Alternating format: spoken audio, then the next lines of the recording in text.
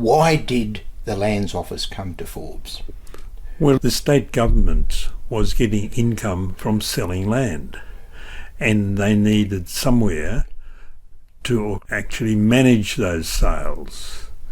And in those days, Forbes was looked upon as being quite an important centre, situated on the Lachlan, and following the Robertson Land Act, land had to be surveyed, land was being sold by the government, land was being taken up as selections under the Robertson Land Act, and it was a very important place. That was the voice of landowner, historian and exceptional researcher Max Thomas, telling us why the government established the Lands Office in Forbes. Simply, there was a huge demand for land, and also the sale of land earned them a lot of money. And indeed they established a magnificent building which opened in 1898. It was, and still is, a fine wooden building with a clerestory window in the roof. The designer was government architect Walter Vernon. One recent formal document gives this description. The Lands Office was designed symmetrically in timber and iron construction, especially adapted for the summer heat. Substantially unaltered, it has been listed for heritage conservation as an excellent example of distinctive heritage architecture. The official opening of the building took place in March 1898 to not very much fanfare, as a report in the Western Champion newspaper states. The official opening of the new Lands Office took place on Monday, but no ministers, no gas and no banquets. Everything was as quiet as could be. The building is large and commodious and, I believe, well suited for requirements.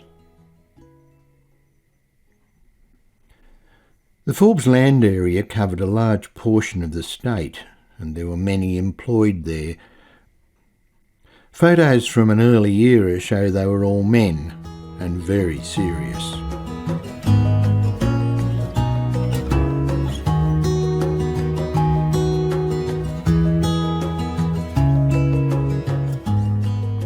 In 1926, the building received some new occupants when the Forestry Office moved in.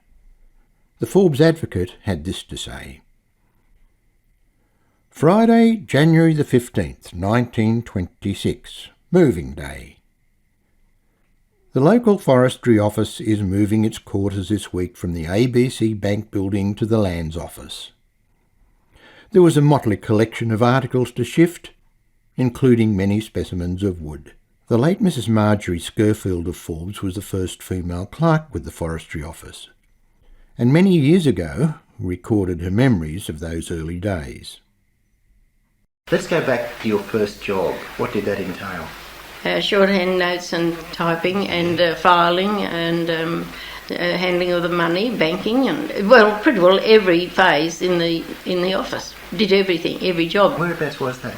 In the forestry, 1935. And you wouldn't remember in 1935 what your first wage would be, would you? It was something like £2, and I know that by 1940 I went up to £4 something, and I left it because all girls who were getting married left work in those days.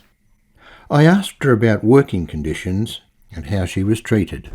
Conditions were quite yes, reasonable. I was respected. I was never ever called by my first name. I was Miss Patterson till the day I left. I would say I had one of the top job in Forbes. So did Margaret Cuscadden. Well, she was the first in the Lands Office, and we were both treated with the utmost respect.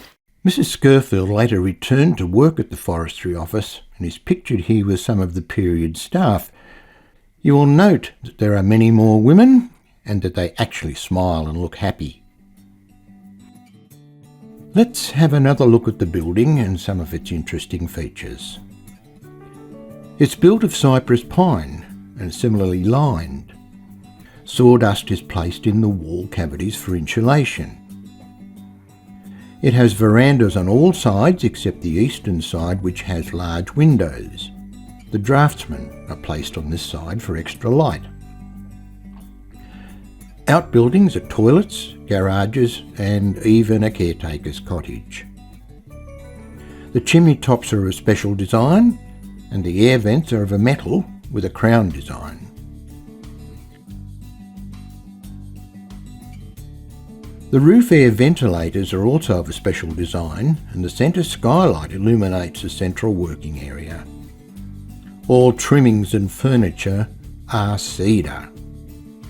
The Lands Department ceased to support the building in 1976 and it became known as the New South Wales Government Office Building. It housed several government departments. These departments have, unfortunately, moved elsewhere over the years, leaving much of the building vacant. It is important that this beautiful building is maintained, and the fact that it is heritage listed may contribute to its survival. Do yourself a favour and take a walk down to the site and have a look at some of the unique features of this significant building.